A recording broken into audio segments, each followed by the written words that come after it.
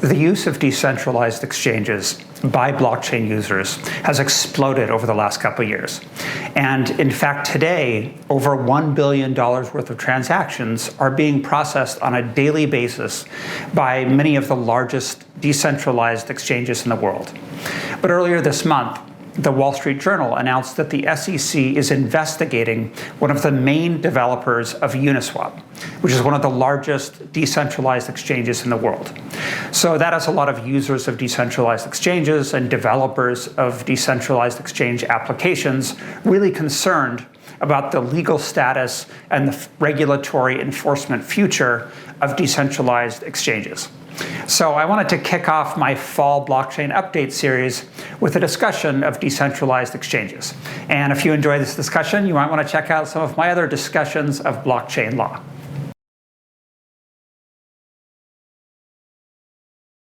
People who want to exchange one blockchain token for another generally use an exchange. And historically, most of the largest exchanges were centralized. So if you think of Coinbase or Gemini, these were centralized exchanges. And that means that they're controlled by one company or a small consortium of companies.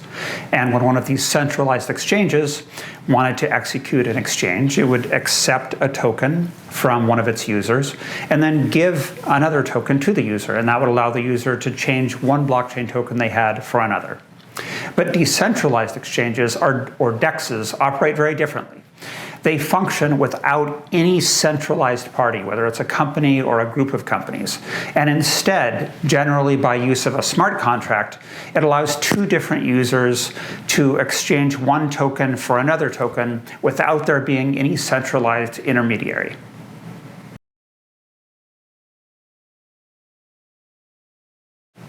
When centralized exchanges first started to operate, regulators quickly asserted their right to supervise the exchanges that were taking place. In particular, the SEC determined that when what was being exchanged was a token that the SEC views to be a security, then there's a requirement to register, just like any other national securities exchange, whether it's the New York Stock Exchange or NASDAQ. Similarly, FinCEN ruled that if what is being exchanged is a blockchain token that is being transmitted from one location to another, it has the right to supervise the exchange because it is a money transmission. What both of these regimes mean is that for centralized exchanges, they had the obligation to create an anti-money laundering policy and adopt anti-money laundering procedures, including know your customer procedures. So regulators went to these centralized exchanges and insisted that they adopt these policies, and they've done so, or they no longer do business in the United States. However, that left open the question of what decentralized exchanges would have to do to comply with these regulations, or whether the regulators were going to insist that they comply with these same regulations that they are applying to centralized exchanges. The SEC's first confrontation with a decentralized exchange actually took place back in 2018, and it involved an exchange known as EtherDelta. EtherDelta operated a decentralized exchange that brought together buyers and sellers of tokens using a website, a smart contract, and an order book. And the SEC brought an action against the founder of EtherDelta for operating an unregistered national securities exchange. But when it brought the action, the SEC suggested that in fact it didn't believe that the exchange was truly decentralized. It noted that the website was operated by EtherDelta, the order book was controlled by EtherDelta, and the smart contract was upgradable by EtherDelta. So that case did settle for $400,000, but it really left open the question of what the SEC would do if it had to face a truly decentralized exchange and evaluate whether or not it was subject to regulation by the SEC. And the question that the SEC really had to ask itself is how can it bring an action for operating an unregistered securities exchange when a decentralized exchange has no operator?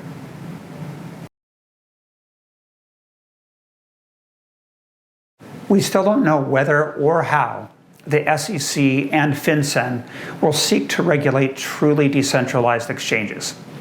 The report that's been made public by the Wall Street Journal about the SEC investigating Uniswap doesn't really clarify matters. That investigation is still ongoing. There has been no formal action taken by the SEC.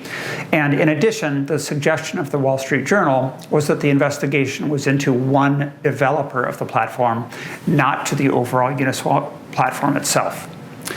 Now, the chairman of the SEC, Gary Gensler, has made certain statements about DeFi platforms generally, suggesting that they're not immune from regulatory oversight.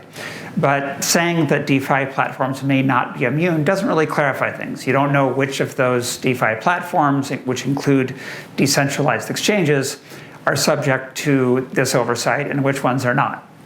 In addition, he suggested that some platforms that claim to be decentralized may not be truly decentralized.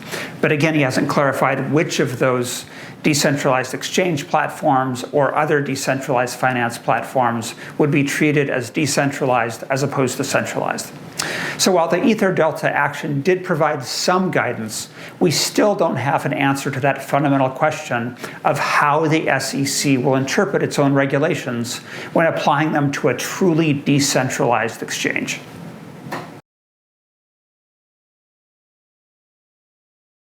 Regulators have good reason to pause before deciding to supervise decentralized exchanges.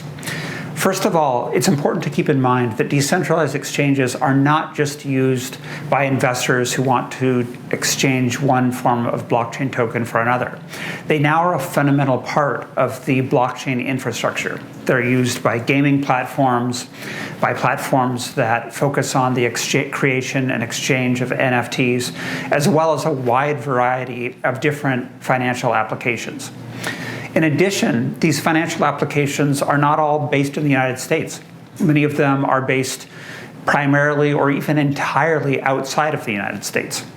What that means is that if the United States were to shut down a decentralized exchange, it could have impact all over the world. And in contrast to centralized exchanges, where a US regulator can go to that centralized exchange and say, we are requiring you to exclude US users, decentralized exchanges, there's often nobody to say that to, and they don't have the type of information about their users, such as the jurisdiction in which they're based, that would allow them to wall off those users. So the United States regulators may be in a position where their only option is to either let the decentralized exchange operate or to try to shut it down entirely. And even that may not be possible. But if it is possible, even if the SEC could shut down a decentralized exchange, that may end up causing more harm than good. And a lot of that harm would take place outside of the United States, where other jurisdictions view decentralized exchanges as wholly legal operations.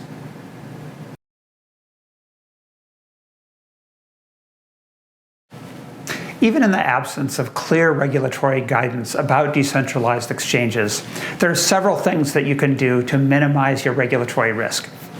First of all, creators of decentralized platforms and developers of decentralized exchanges should discuss with their counsel the Ether Delta action and the statements that the SEC has made generally about decentralization. Developers who are trying to build applications that make use of these decentralized exchanges should discuss with their counsel the possibility of secondary liability that may arise if the SEC were to treat that DEX as being an unregistered national securities exchange. And they also should discuss the possibility of there being money transmission issues due to the transfers that are taking place to and from the decentralized exchange. Users of the decentralized exchange, or even users of the applications that make use of the decentralized exchange, should do a risk analysis, and in particular compare the regulatory risk in some of the decentralized exchanges as opposed to other decentralized exchanges, because not all DEXs have the same risk that can be anticipated in terms of the possibility of there being a regulatory enforcement action or in terms of the exchange potentially being shut down. So if this seems a little confusing and challenging, you're right, it is. There's a lot of questions and they don't all have answers now. But there's some good news. I'm a lawyer. So if you do have questions or you want to talk through any of these complicated legal issues, give me a call. I'd be happy to talk to you.